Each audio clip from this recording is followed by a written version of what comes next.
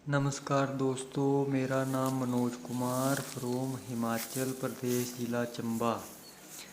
आज मैं आप लोगों को हिमाचल प्रदेश ज़िला चंबा का एक ऐसा गांव दिखाने जा रहा हूं जो कि बहुत ही खूबसूरत है।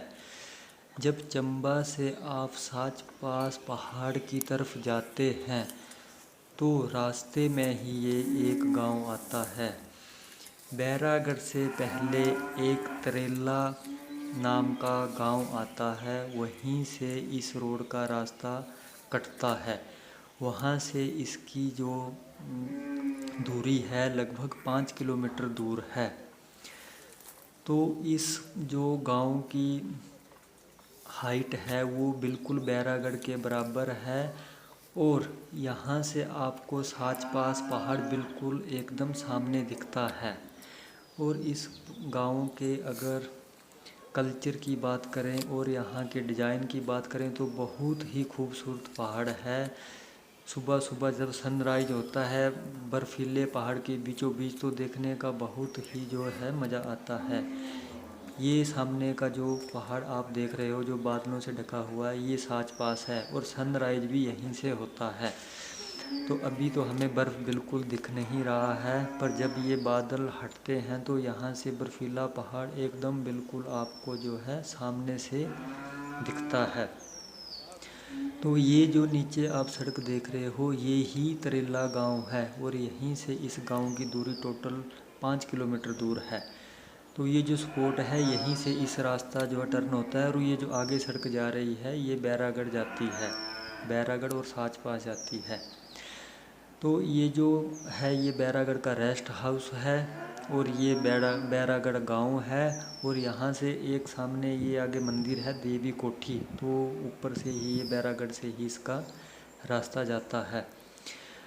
तो बहुत ही सुंदर गांव है। ये मेरे दोस्त का गांव है। 2 दिन पहले मैं यहाँ पर गया था। मौसम बहुत ही 2 दिन ख़राब था, बहुत ज़ोर से बारिश हुई है। ये जो है ये साच पास है तो यहाँ से एकदम बिल्कुल सामने ये सब कुछ दिखता है। तो 2 दिन बहुत ही ज़ोर से बारिश हुआ है, मौसम बहुत ख़राब था, कुछ दिख नहीं रहा था। तो आज थोड़ा मौसम साफ़ हुआ है। तो ये सब जो है 2 दिन मैं यहाँ रुक के जो है इसीलिए रुका था कि चलो मैं इस जगह पे आया हूँ तो आप लोगों को ये जगह मैं ज़रूर दिखाऊंगा। तो यहाँ जो घर हैं सब घर जो है मिट्टी और पत्थर और ये स्लेट इनसे बने हुए हैं। यहाँ के अगर रास्तों की बात करें तो वो भी पत्थरों से ही बनाए गए हैं। ये देखो आप जो कुर्सी देख रहे हो ये भी इन्होंने घर में ही तैयार की हुई है और इसको आप कहीं भी लेके जा सकते हो, ना तो ये ज़्यादा जगह घेरती है और फोल्ड फोल्ड करके आप इसको कहीं भी लेके जा सकते हो। तो ये भी इनका अपना खुद का ही जो डिज़ाइन है।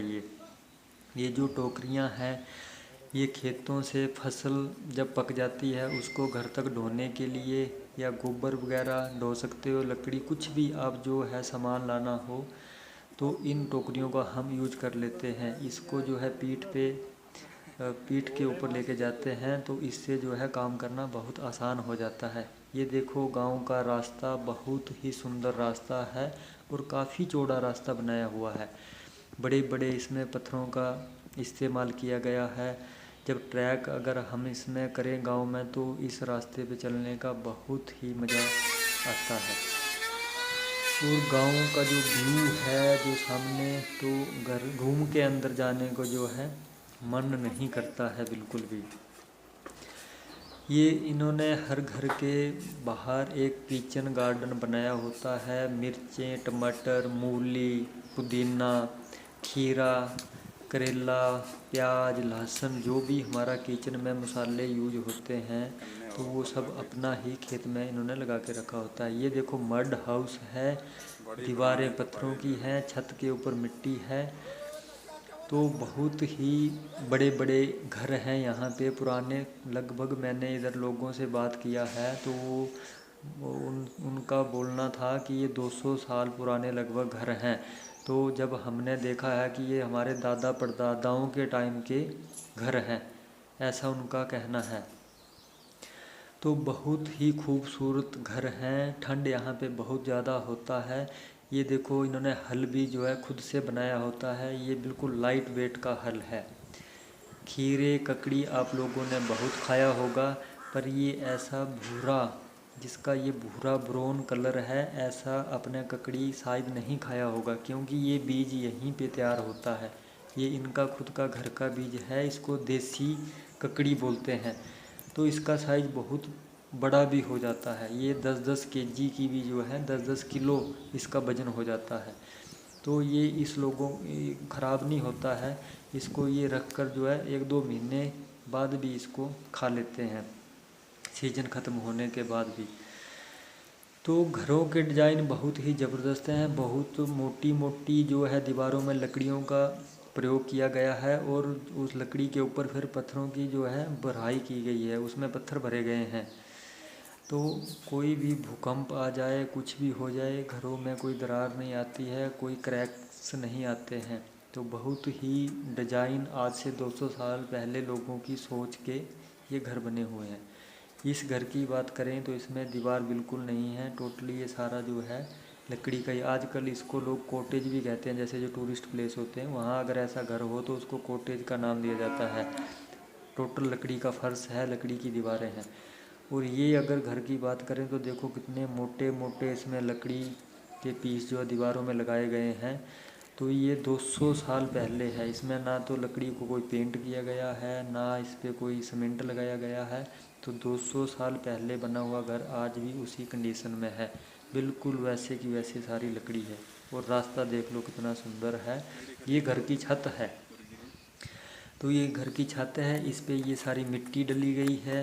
नीचे लकड़ी डालने के बाद जो है उसके ऊपर फिर ये मिट्टी डाली जाती है।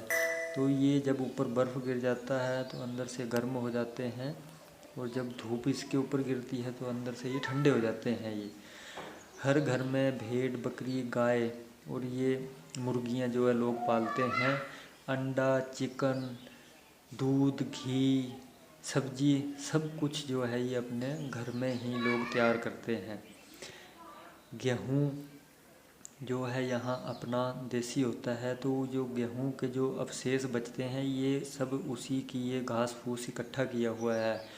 और इसको बिल्कुल जो पशुशाला हमारा होता है उसके बगल में रखना पड़ता है, क्योंकि जब बर्फ़ गिर जाती है तो पशुओं को चारा लाने में बहुत ही ज़्यादा दिक्कत होती है। इसलिए उनका भी जो है इसीलिए घर के पास ये सब रखने पड़ता है कि जितना भी बर्फ़ हो जाए तो चलो बिल्कुल नज़दीक में होगा तो पशुओं को चारा डालने में आसानी हो जाएगी। ये बिल्कुल गांव के बीच में पानी का घाट है। पानी के नेचुरल सोर्स यहाँ पे बहुत ज़्यादा है, और पानी का टेस्ट भी बहुत ही अलग टाइप का है। यहाँ पे नलों में टूटियाँ लोग नहीं लगाते हैं। ये जो पानी है पहाड़ के अंदर का पानी है। सर्दियों में गर्म और गर्मियों में ठंडा। तो हर गांव के बाहर ऐसे घाट होते हैं, आप नहा लो कपड़े धो लो, पूरा गांव जो है यहाँ पे इकट्ठा होके कपड़े वगैरह धो के नहाना धोना कुछ भी कर सकते हैं। तो ये देखो ये पत्थरों के घर हैं। ढाई से 3 फुट इनकी घरों की जो दीवारों की चौड़ाई होती है। तो बहुत मजबूत ये घर होते हैं। अगर एक बार आपने अच्छे डिज़ाइन से अगर यहाँ पे घर बना लिया तो 200-250 साल आपको जो है घर रिपेयर करने की ज़रूरत नहीं पड़ती है। अगर इस गुफ़ा की बात करें तो ये बहुत बड़ी एक चट्टान है, उसके अंदर इन्होंने ये गुफ़ा एक बना के रखा हुआ है, क्योंकि लोग भेड़ बकरियाँ पशुपालन यहाँ पे ज़्यादा है। सोर्स ऑफ इनकम यहाँ पे पशुपालन ही है मेन। तो ये देखो इन्होंने अंदर कम से कम 20 से 25 आदमी के बैठने के लिए जगह बनाई हुई है। अगर बारिश वगैरह हो जाए या ठंड का मौसम हो तो लोग यहाँ इसके नीचे आग वगैरह जला के जो है बैठते हैं। ये एक बहुत बड़ा पत्थर है। इसके ऊपर चोटी के ऊपर मंदिर बनाया गया है। ये गांव के एकदम ऊपर है, पीछे है। तो जब हम इस मंदिर पे पहुंचते हैं तो वहाँ से गांव का एक एक घर हमें दिख जाता है। बहुत ही प्यारा मंदिर है और बहुत ही ज़बरदस्त यहाँ से व्यू है। यहाँ से आप देखो तो मंदिर से उठ के जो है वापस नीचे उतरने को मन नहीं करता है, इतनी यहाँ से ब्यूटी हमें दिखती है। तो जब भी आप लोगों को साच पास की तरफ जाने का प्रोग्राम बनता है या आप जाते हो और अगर आपके पास टाइम है तो आने जाने में टोटल यहाँ का सफ़र 10 किलोमीटर का है, तो आप ज़रूर जा सकते हैं। बस एबल यहाँ तक रोड है, बड़ी गाड़ियाँ आती हैं। ये देखो इन्होंने जो है स्टेप कैसे बनाए हुए हैं, दीवार के बीच में पत्थरों को फंसाकर जो है ये देखो सीढ़ी बनाई हुई है ऊपर जाने के लिए। तो अगर आप यहाँ पे जाते हो तो आपको एक अलग टाइप का कल्चर, जो ओरिजिनल कल्चर है, वो देखने को मिलेगा। तो जिन भाइयों ने अभी तक मेरा चैनल सब्सक्राइब नहीं किया है, कृपया सब्सक्राइब कर लें, ताकि उन लोगों को मैं जो भी हिमाचल से दिखाने की कोशिश करूं वह आप लोगों तक पहुंचे। तो कृपया चैनल सब्सक्राइब कर लें और घंटी का बटन जो है ज़रूर दबाएं, ताकि मैं जो भी वीडियो बनाऊं वो सबसे पहले पहुंचे आप लोगों तक। तो बहुत ही प्यारा गांव है, बस एबल रोड है। मुझे तो लगता है एक बार ज़रूर जाना चाहिए, क्योंकि बिल्कुल ओरिजिनल कल्चर है। जो लोग आप हिल स्टेशन पे ढूंढते हो वह आपको हर चीज़ यहाँ पे मिलने वाला है। बहुत ही प्यारा व्यू है और बहुत ही पुरानी पुरानी यहाँ, और अगर अगर आप यहाँ से आगे चले जाओगे तो और भी ऐसे टेंपल हैं, पर वहाँ के लिए ट्रैक करना पड़ेगा। पर ये तो बिल्कुल रोड के किनारे है, एकदम गाड़ी से उतर के आप ये जो है घूम के वापस जा सकते हो। तो ठीक है दोस्तों, नमस्कार, फिर मिलते हैं और किसी नए स्पोर्ट के साथ। तो तब तक जय हिंद, जय भारत माता, जय देवभूमि हिमाचल प्रदेश।